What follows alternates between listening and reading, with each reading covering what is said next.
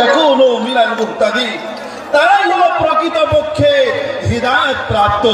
মুহতারাম বুজুর্গর দোস্ত, আমরা যারা এখানে আজকে এই পবিত্র মসজিদ বাবরি মসজিদের ভিত্তি স্থাপনে আমরা দোয়া এবং ওলামায়ে কেরামদের সাথে একসাথে সাথ মিলিয়ে এই মসজিদ স্থাপনের জন্য আমরা এসেছি।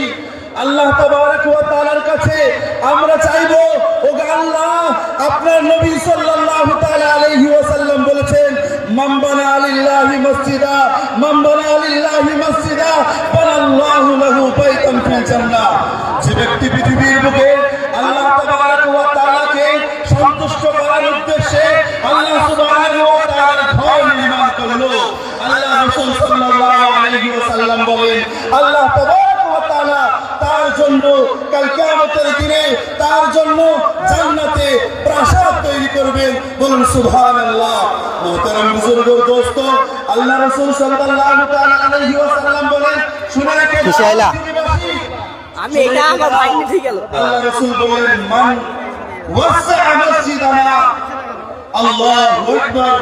আল্লাহ রাসূল সাল্লাল্লাহু আলাইহি সাল্লাম বললেন, যারা মসজিদকে প্রশস্ত করে, মসজিদের সাহায্য সহযোগিতা করে, ওয়ালাউ কা মাফহাসি কতাদিন, যদিও চড়াই পাখির খাঁচা পরিমাণ, যদি তার সামান্য কিছু খড় যদি এই মসজিদের সহযোগিতাতে আপনার আমার সহযোগিতা এসে যায়, মনে রাখতে হবে কাল কিয়ামতের দিনে আল্লাহর কাছে আমরা সাক্ষী হব, ওগো আল্লাহ, আমরা তো থাকবো না, কিন্তু এই বাবরি মসজিদ কিয়ামত পর্যন্ত থেকে যাবে। আল্লাহু তাকবীর।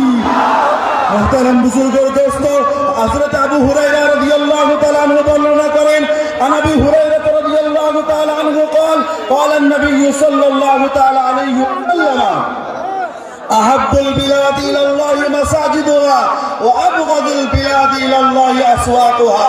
বিশ্বনবী সাল্লাল্লাহু তাআলা আলাইহি ওয়াসাল্লাম বলেন, পৃথিবীর বুকে এমন কোন স্থান নাই, পৃথিবীর বুকে এমন কোন জায়গা নাই যে জায়গা আল্লাহ তাবারক ওয়া তাআলার কাছে অত্যন্ত পছন্দনীয়, অত্যন্ত মনোনীত, অত্যন্ত উৎকৃষ্ট এবং পৃথিবীর বুকে সব থেকে বেশি দামি, সেটা হলো মসজিদ। বলুন সুবহানাল্লাহ।